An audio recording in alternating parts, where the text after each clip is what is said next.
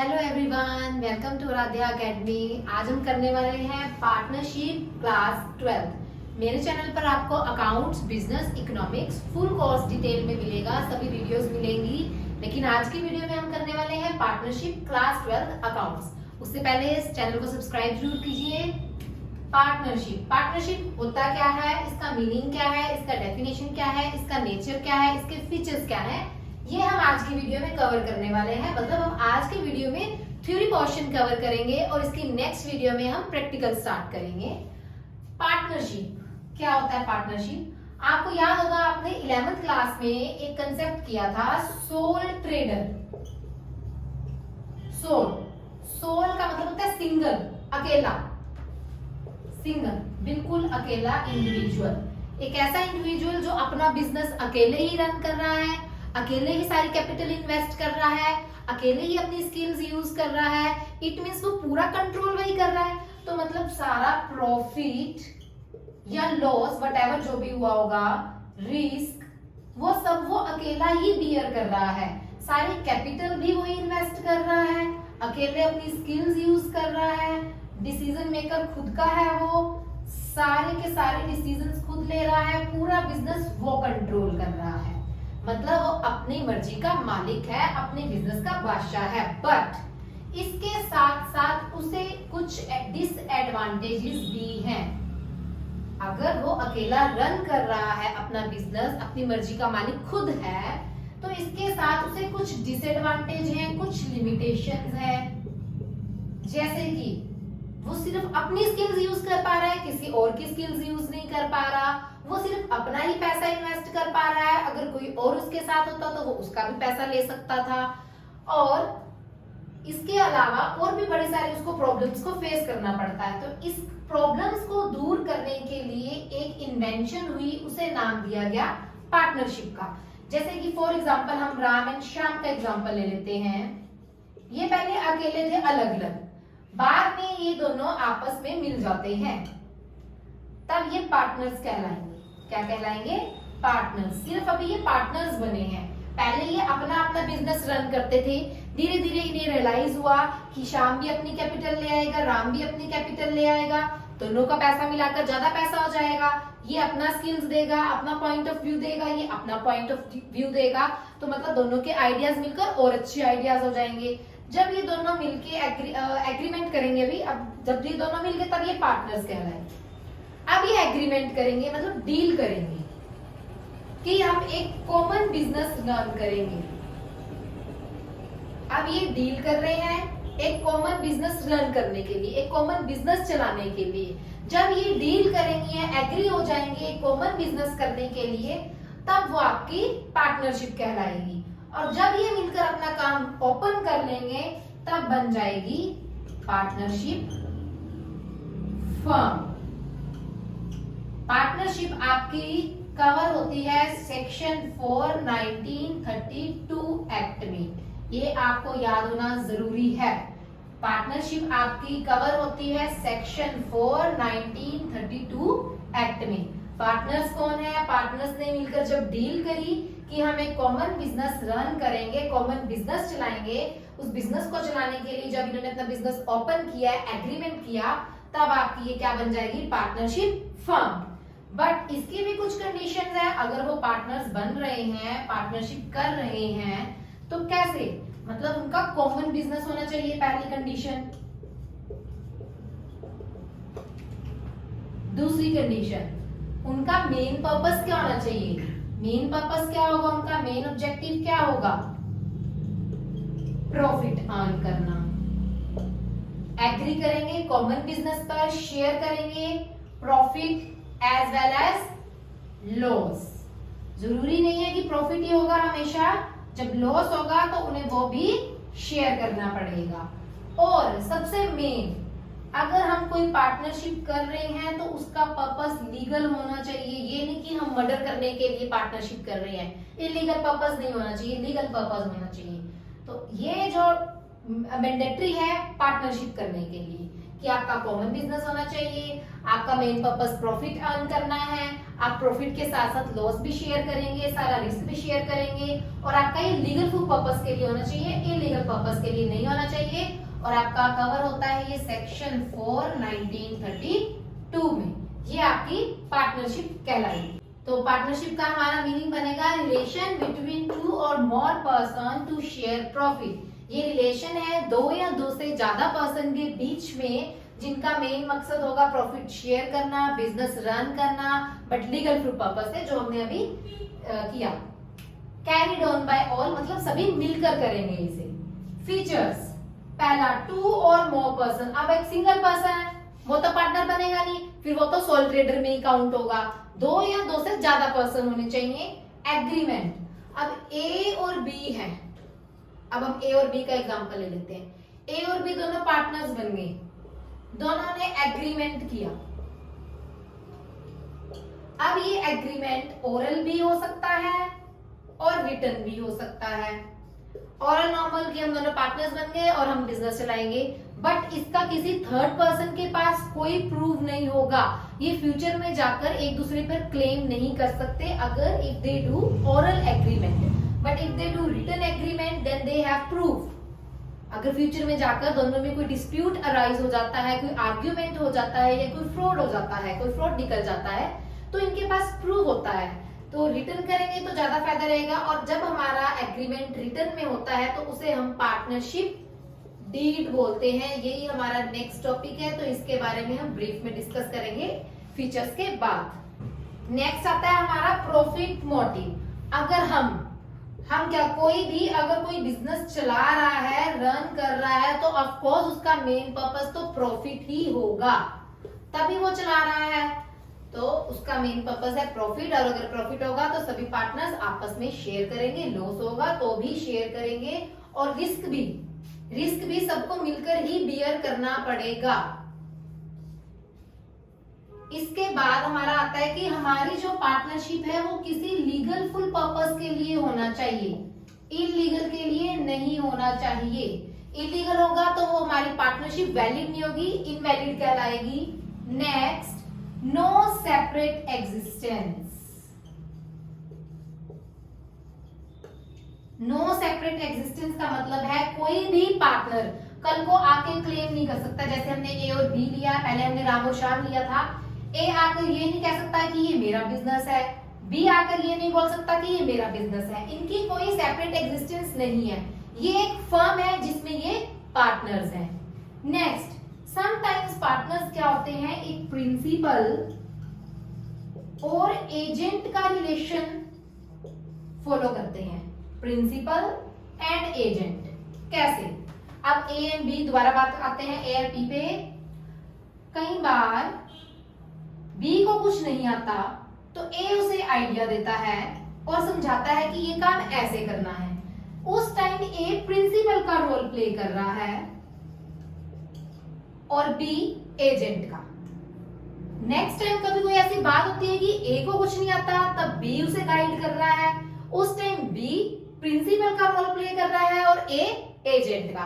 तो ये थे हमारे फीचर्स। मीनिंग हम कर चुके हैं, नेचर और फीचर हम कर चुके हैं। नेचर और फीचर्स एक ही बात है। नेक्स्ट है हमारा partnership deed, most important partnership deed. Partnership deed क्या होता है? अभी एक पॉइंट था फीचर्स में एग्रीमेंट, उसमें मैंने बताया कि आपका एग्रीमेंट दो तरीके से हो सकता है, ओरल, रिटन। अगर हम ओरल कर रहे हैं तो आपके पास प्रूफ नहीं होगा, बट जब हम रिटन में करेंगे तब वो पार्टनरशिप डीड कहलाएगा। और इसके अंदर बहुत सारे कंटेंट इंक्लूड होते हैं, बहुत सारी बातें इंक्लूड की जाती हैं। I think more than 20 content इसमें इंक्लूड होगा, जो कि आप नोट्स में देख सकते हैं। नोट्स की पीडीएफ आपको भेज दी जाएगी। सबसे पहले आपका नेम, आपका मतलब पार्टनर्स का name, name of partners and partnership firm, address of partners and partnership firm. आपका सारा उसमें पार्टनर्स का एड्रेस, फर्म का एड्रेस, पार्टनर्स का फुल डिटेल, वो कहाँ से आए, उनका बैकग्राउंड क्या है, फर्म का नेम रजिस्टर्ड हुआ है या नहीं, और कितने पार्टनर्स हैं और कितने पार्टनर्स कितनी कैपिटल लेके आए हैं, कितना पैसा लेके आए हैं, और अगर वो पैसा नहीं लेके आए, पैसे के अलावा क्या कोई एसेट लाए हैं। अब आप कहोगे कि एसेट क्या होता है, ये तो आप +1 क्लास में सीख ही चुके हो कि एसेट क्या होता है, कोई भी प्रॉपर्टी हमारी। कैपिटल कितनी लेके आए हैं, एसेट्स कितनी लेके आए हैं, क्या उसकी कोई लायबिलिटीज थी, क्या उसका कोई पुराना क्रिमिनल रिकॉर्ड तो नहीं है। अच्छा, और इसके अलावा उनकी प्रॉफिट शेयरिंग रेशो क्या रहेगी, प्रॉफिट शेयरिंग रेशो, और जो हमारा एड्रेस है वो रजिस्टर्ड हुआ है या नहीं हुआ है। ये कम से कम मोर देन 15 और 20 पॉइंट्स आपको पार्टनरशिप डीड में मिलेंगे, जो कि पूरे नोट्स में लिखे हुए हैं। आपका partnership deed article of partnership भी कहलाता है, आर्टिकल्स ऑफ पार्टनरशिप। इसके अंदर पूरे रूल्स रेगुलेशन लिखे होते हैं जो पार्टनरशिप में आप फॉलो करते हैं। इसके अलावा अगर किसी ने पार्टनरशिप डीड नहीं बनाई, मतलब रिटन एग्रीमेंट किया ही नहीं, तो फिर क्या करते हैं, मतलब एब्सेंस ऑफ पार्टनरशिप। जो रूल्स पार्टनरशिप डीड में लिखे हुए हैं वो तो फॉलो होंगे ही होंगे जिन्होंने रिटन एग्रीमेंट किया हुआ है, बट जिन्होंने रिटन एग्रीमेंट नहीं किया हुआ, यानी कि एब्सेंस ऑफ पार्टनरशिप डीड है, एब्सेंस ऑफ पार्टनरशिप डीड, तब क्या रूल्स फॉलो होंगे। एब्सेंस ऑफ पार्टनरशिप डीड, अभी मैंने बताया कि पार्टनरशिप डीड क्या होती है, बट अगर हमारे पास डीड ही नहीं है तो हम क्या रूल्स फॉलो करेंगे। अब पार्टनरशिप डीड में तो लिखा होगा कि कौन पार्टनर कितनी कैपिटल लाया है, कितनी रेशो रहेगी। अब अगर क्वेश्चन साइलेंट है तो इसका मतलब ये है कि पार्टनरशिप डीड नहीं बनी हुई। अगर साइलेंट है या rule absence of partnership deed है, प्रॉफिट शेयरिंग रेशियो जो पार्टनर्स की रहेगी वो इक्वल रहेगी। If there is no partnership deed, suppose again A and B partners हैं, इनकी रेशियो में 1:1 ले लूंगी, इक्वल ले लूंगी। सी है तो सी को भी ले लो साथ, उसकी भी 1 ले लेंगे। If our partnership deed is silent. Interest on capital, no interest on capital will be allowed if there is no partnership deed, no interest will be allowed। और वैसे भी इंटरेस्ट ऑन कैपिटल तभी दिया जाएगा जब सिर्फ और सिर्फ आपका क्या होगा, प्रॉफिट, यानी कि लॉस के केस में भी नहीं दी जाएगी। Interest on drawing same, no interest on drawing will be allowed if there is no partnership deed. Salary भी नहीं दी जाएगी किसी भी पार्टनर को, ना ही कमीशन दी जाएगी अगर हमारे पास पार्टनरशिप डीड नहीं है। इंटरेस्ट ऑन लोन का वैसे तो परसेंटेज क्वेश्चन में गिवन होगा, बट अगर इसका परसेंटेज या रेशियो आपको क्वेश्चन में नहीं दिया हुआ तो आप हमेशा इसे 6% लेकर चलेंगे। तो ये थे हमारे रूल्स, इन्हें आपको याद रखना है। प्रैक्टिकल्स करते हुए, क्वेश्चंस करते हुए ये रूल्स आपके फॉलो होंगे। अगर आपको ये रूल्स नहीं क्लियर होंगे तो आप क्वेश्चन अच्छे से नहीं कर पाओगे, इसलिए इसको क्लियर करना जरूरी है। सबसे पहले हमारी टर्म्स क्लियर होनी चाहिए। टर्म्स करने के बाद ही हम न्यूमेरिकल्स कर सकते हैं। डायरेक्ट न्यूमेरिकल पोर्शन स्टार्ट करोगे तो वो कभी भी आपका अच्छे से क्लियर नहीं हो पाएगा। इसके बाद जो हमारा नेक्स्ट टॉपिक है वो है P&L एंड P&L एप्रोप्रिएशन। ये पता ही होगा सबको, P&L क्या होता है, profit and loss account, profit and loss appropriation account. दोनों में डिफरेंस क्या है। P&L आप कब प्रिपेयर करते थे, just preparing after trading account. ये आप ट्रेडिंग अकाउंट प्रिपेयर करने के बाद प्रिपेयर करते थे। सबसे पहले आप ट्रेडिंग अकाउंट से ग्रॉस प्रॉफिट या ग्रॉस लॉस फाइंड आउट करते थे। आपको याद होगा 11th क्लास में लास्ट चैप्टर फाइनेंशियल स्टेटमेंट आपने किया था, उसमें ट्रेडिंग P&L बैलेंस शीट बनाना आपने सीखा था। ये हमारे फाइनेंशियल अकाउंट्स कहलाते हैं। उसमें हम ट्रेडिंग अकाउंट प्रिपेयर करते थे, ग्रॉस प्रॉफिट या लॉस फाइंड आउट करते थे और उसे P&L में ट्रांसफर कर देते थे हम। और P&L एप्रोप्रिएशन कब बनाएंगे हम, आफ्टर प्रिपेयरिंग P&L अकाउंट। मतलब पहले मेरा P&L अकाउंट बनेगा, P&L के बाद P&L एप्रोप्रिएशन बनेगा। इससे तो मुझे ग्रॉस प्रॉफिट एंड लॉस मिला, पीएनएल से हमें क्या मिलता था, नेट प्रॉफिट या फिर नेट लॉस। अब इसका पर्पस क्या है, क्यों बना रहे हैं हम पीएनएल के बाद पीएनएल एप्रोप्रिएशन। पीएनएल में जस्ट मैंने नेट प्रॉफिट या फिर लॉस फाइंड आउट कर लिया, बट ये क्या करेगा, इसी नेट प्रॉफिट या लॉस को डिस्ट्रीब्यूट कर देगा अमंग पार्टनर्स। ये डिस्ट्रीब्यूट कर देगा और बताएगा कि लास्ट में हमारे पास कितना प्रॉफिट बच गया, प्रॉफिट निकालने के बाद किस शेयर्स किस पार्टनर को कितना देना है, किसको कितनी सैलरी देनी है, किसको कितनी कमीशन देनी है, इंटरेस्ट ऑन कैपिटल कितना गया हमारा, इंटरेस्ट ऑन ड्राइंग कितना गया, और एक्चुअल में फिर मेरा कितना प्रॉफिट बचा लास्ट में। ये जस्ट आपको नेट प्रॉफिट बताता है, ये हमारे नेट प्रॉफिट को फर्दर डिस्ट्रीब्यूट करता है। ये पर्पस है इन दोनों को बनाने का। क्लियर? इसमें हमारा मैचिंग प्रिंसिपल फॉलो होगा, मैचिंग प्रिंसिपल, और इसमें हमारा मैचिंग प्रिंसिपल फॉलो नहीं होगा। अब आप ये सोच रहे होंगे कि मैचिंग प्रिंसिपल क्या होता है।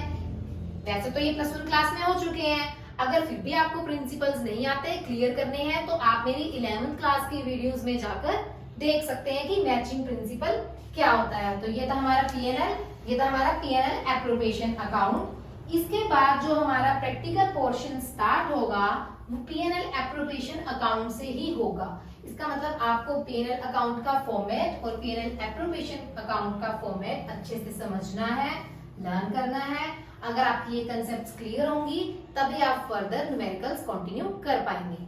ये हमारा PNL appropriation account for the year ending, zone सा भी ईयर आपको क्वेश्चन में मेंशन होगा, बट मेंशन जरूर करना, अदरवाइज आपके मार्क्स कट जाते हैं। प्रॉपर फॉर्मेट, प्रॉपर प्रेजेंटेशन बहुत ज्यादा जरूरी है। ये नहीं सिर्फ अकाउंट्स में, बिजनेस इकोनॉमिक्स में भी आपकी प्रेजेंटेशन बहुत मैटर करती है। Debit side, credit side. अब हमने देखा कि हमें प्रॉफिट मिल गया पीएनएल अकाउंट से, अब मुझे उसको किस तरह डिस्ट्रीब्यूट करना है पार्टनर्स में, किसको कितनी सैलरी पे करनी है, कमीशन पे करनी है, इंटरेस्ट ऑन पार्टनर्स कैपिटल। अगर 2 पार्टनर्स हैं, ए एंड बी, 3 है, जितने भी है, या मेंशन कर देंगे।